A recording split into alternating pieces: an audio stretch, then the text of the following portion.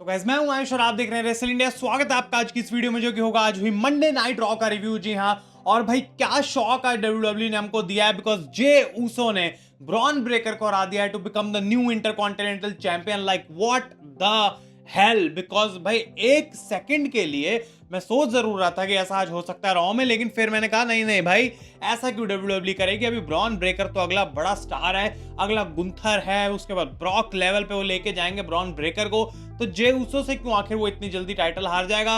लेकिन Jey Uso has done it और पहला सिंगल्स चैंपियनशिप उस बंदे को मिल चुका है जो हमेशा अपनी टैग टीम टाइटल्स के लिए जाना चाहता है। तो उसके बारे में हम बात करेंगे। इसके अलावा भी बहुत कुछ हुआ। ड्रू मैकिंटायर का एक कमाल का प्रोमो सुनने को मिला, तो उस पर हम आएंगे। लेकिन ये शो स्टार्ट करते हैं डोमिनिक मिस्टीरियो और लिव मॉर्गन, और ये लो राइडर में अराइव होते हैं शेवरले की गाड़ी में। और ब्रॉन्सन रीड ब्रॉन स्ट्रोमन की ब्रॉल भाई ऐसा लग रहा है पिछले हफ्ते से चल रही है।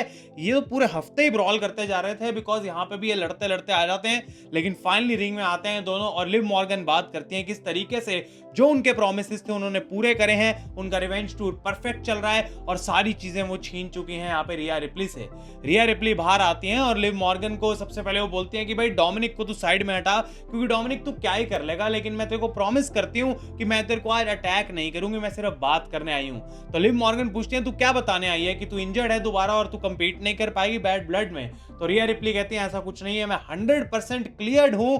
लेकिन फाइनली वो चीज भी होने वाली है जिसके लिए लोग इंतजार कर रहे थे कि डोमिनिक अपनी जगह पे जाएगा, बिकॉज बैड ब्लड मैच के अंदर वो बार्स के पीछे रहेगा, because he will be hanging in a shark cage. जी हाँ, ये फाइनली जो हम इतने टाइम से स्टिपुलेशन चाहते थे कि देखने को मिले वो अब आने वाली है, बिकॉज बैड ब्लड में रिया और लिव के मैच में डोमिनिक मिस्टीरियो को हैंग करा जाएगा ऊपर शार्क केज के अंदर, जो कि बहुत ही कूल होने वाली है। और उसके बाद रिया रिप्ली सॉरी बोलती है कि जो बात मैंने पहले की थी उसको मैं वापस लेती हूँ, और अटैक कर देती है यहाँ पे हेडबट से लिव मॉर्गन के ऊपर। तो एक डिसेंट ओपनिंग सेगमेंट यहां देखने को मिली। इसके बाद सैमी जेन और लुडविग काइजर का मैच हुआ 1-on-1, जो एक डिसेंट मैच था, और यहां पे सैमी जेन विक्ट्री ले लेते हैं। ऑब्वियसली उनको वर्ल्ड चैंपियनशिप के नंबर 1 कंटेंडर के लिए बिल्ड करा जा रहा है, तो यहां पे उनको विक्ट्री देनी ही थी। और लुडविग काइजर की परफॉर्मेंस भाई हमेशा इन रिंग काफी अच्छी रहती है। देखना इंटरेस्टिंग रहेगा क्या वो गुंथर के अगेंस्ट कभी जाते हैं या फिर नहीं। लेकिन गुंथर आ जाते हैं मैच के बाद बाहर और अपने रेसलिंग गियर में वो भी, और सैमी जेन को ऐसा लगता है वो चैलेंज करने वाले हैं, और कहते हैं ओंटारियो कैलिफोर्निया जहां पे आज हो रही थी मंडे नाइट रॉ, उससे बेटर कोई जगह नहीं है इस मैच के लिए। तो मैं सबको बताना चाहता हूं कि माय आंसर इज नो। तो वही सबके साथ खेल गए, गुंथर कॉमेडी करके वहां से चले गए और सैमी जेन की शक्ल दोबारा से बन गई, बिकॉज गुंथर अभी भी नहीं देख रहे हैं सैमी जेन को एज द नंबर 1 कंटेंडर। इसके बाद बैक स्टेज सेगमेंट हुई। कोफी किंगस्टन और जेवियर वुड्स थे, जहां पे इनकी थोड़ी भाई वापस दोस्ती होनी स्टार्ट हुई। कोफी किंगस्टन को अपने आर्काइव्स में जाके बूटी होस को लाना पड़ा, उनको फ्रेंचेस्का ट्रॉम्बोन को लाना पड़ा, ये सब चीजें दिखानी पड़ी। लेकिन जेवियर वुड्स कह रहे थे भाई ये तो ठीक है कोफी, लेकिन हम इतने टाइम से चैंपियनशिप नहीं जीते हैं, वो मेन चीज है। और यहाँ पे आ जाते हैं अमेरिकन मेड, और वो कन्फ्रंट करते हैं इन्हें और बात करते हैं किस तरीके से वो वाइट सिक्स के साथ उनकी स्टोरी खत्म हो चुकी है। और यहाँ कोफी किंगस्टन डरा देते हैं सबको बोल के कि देख भाई पीछे अंकल आउडी जा रहे हैं। सबकी यहाँ पे डर के हालत खराब हो गई थी। लेकिन उसके बाद ये लीड करता है एक चैलेंज में, जिसमें एक मैच हमें देखने को मिला, उस पर मैं अभी आता हूं। इसके बाद ड्रैगन लीग का मैच हुआ कार्लिटो के साथ, और लिव मॉर्गन के ऑर्डर्स थे यहाँ पे कि भाई एलडब्ल्यू को मजा चकाना है। कार्लिटो पर बंदा उन्होंने उस चीज के लिए गलत चुन लिया, because ring side Rey Mysterio वापस आते हैं यहाँ पे, और ड्रैगन लीग 2 मिनट में उन्होंने कार्लिटो को हरा दिया। इसके बाद यहाँ पे मिज का मैच होने वाला था ब्रॉन्सन रीड के साथ एक रीमैच, और Karrion Kross backstage pep talk दे रहे हैं मिज को। भाई आई डोंट नो इसके पीछे क्या रीजन है, क्या मिज एक हील बनने वाले हैं बहुत ही जल्दी, मे भी उसकी पॉसिबिलिटी हो सकती है। लेकिन ये मैच कभी हुआ नहीं, बिकॉज ब्रॉन स्ट्रोमन ने आकर अटैक कर दिया एक बार फिर से ब्रॉन्सन रीड को, और इनकी ब्रॉल भाई कंटिन्यू रही। इतने सारे सिक्योरिटी गार्ड आज मारे गए होंगे ना भाई इसके अंदर, मजा आ रहा था देख के। भाई आई जा रहे हैं, जैसे गेम में नहीं होता कि भाई कितनी देर तक मुझे लड़ना पड़ेगा बॉस तक पहुंचने से पहले, और जैसे जोकर के गूंज आते रहते हैं ना बैटमैन की गेम में, बिल्कुल वैसे एडम पियर्स की गूंज सिक्योरिटी आ रही थी। बिल्कुल किसी काम के नहीं है लोग, और पिटते ही चले जा रहे हैं। और ब्रॉन्सन रीड और ब्रॉन स्ट्रोमन ने एक ऐसा माहौल अब क्रिएट कर दिया है कि भाई उनके बीच में मैच सब लोग दोबारा ढंग से देखना ही चाहते हैं। और एडम पियर्स ने इसका सोल्यूशन भी निकाल दिया है कि नेक्स्ट वीक एक लास्ट मॉन्स्टर स्टैंडिंग मैच हमें देखने को मिलेगा। और ये बहुत ही कमाल की सेगमेंट थी, और एक मस्त लाइन वेड बैरेट की तरफ से आज जो कमेंट्री पे भी सुनने को मिली वो ये था कि द ब्रॉन्स्टर्स आर ब्रॉलिंग। तो भाई बहुत ही सही तरीके से इसको दिखाया गया इतने टाइम से। मिज के बारे में हम बाद में सोचेंगे, लेकिन ये मैच नेक्स्ट वीक हमें जरूर जरूर देखना है। इसके बाद ड्रू मैकिंटायर का प्रोमो सुनने को मिला भाई, जहां पे वो एग्जैक्ट सेम अपनी लुक, एग्जैक्ट सेम वाइब लेके आए जो लास्ट वीक सीएम पंक लेके आते हैं, और सारे वर्ड्स वो सीएम पंक के रिपीट करते हैं कि कैसे वो प्रिपेयर्ड हैं जाने के लिए हेल में और इसको एंड करने के लिए। और वो कहते हैं कि पहली बार मुझे सीएम पंक को देख के लगा कि वो सारे शब्द जो उसने बोले थे उसको मीन करता था, वो रियल लग रहा था। और वो कहते हैं कि मैं भी प्रिपेयर्ड हूं भाई इसको खत्म करने के लिए। और वो कहते हैं जो लुक थी सीएम पंक की आंखों में वो पहली बार मुझे रियल दिखी।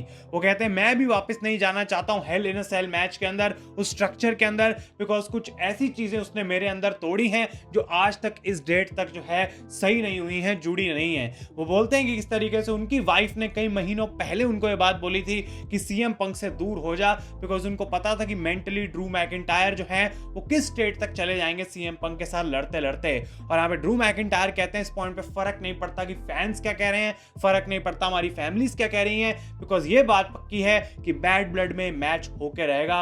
और पंक मैं भी तुझसे कुछ प्रॉमिस करना चाहता हूं कि I will make you bleed a lot, मैं तेरे को पेन दूंगा, ऐसी सफरिंग दूंगा जो आज तक तूने कभी अपनी लाइफ में देखी नहीं है।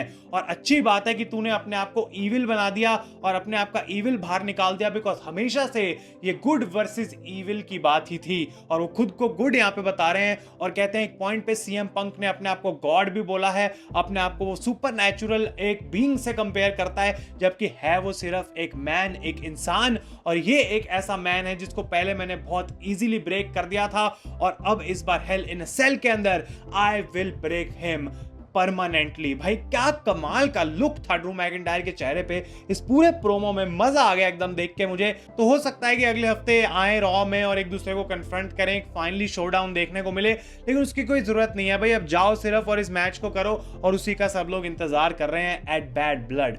इसके बाद डैमेज कंट्रोल का मैच होता है यहाँ पे अनहोली यूनियन के साथ, जो वो जीत गए हैं। और बियांका बेलेयर ने बैक स्टेज बोला था कि भाई कोई भी जीत जाए इस मैच को, टाइटल्स तो मेरे और जेड कारगिल के पास ही अब रहने वाले हैं, तो आई डोंट थिंक वहां पे कुछ चेंज होगा गाइस। इसके बाद अमेरिकन मेड और न्यू डे का मैच हुआ, जो कि बैक स्टेज सेगमेंट से, जैसा कि मैंने आपको बताया। और इस बार लास्ट टाइम तो जेवियर वुड्स कोफी पे गुस्सा थे, आज उनकी खुद की गलती थी, बिकॉज उनका पारा इतना हाई हो रहा था, रेफरी के पीछे जा रहे थे, रिंग साइड पे जो इंटरफेरेंसेस थी वो उनको पसंद नहीं आ रही थी इतनी, और उस वजह से यहाँ पे वो मैच भी हार चुके हैं। और फिर बैक स्टेज एलडब्ल्यूओ को कन्फ्रंट करते हैं और रे मिस्टीरियो अपोलोजाइज करते हैं लास्ट वीक के लिए, और वुड्स को कहते हैं देख भाई सब ठीक हो जाएगा, तुम न्यू डे हो।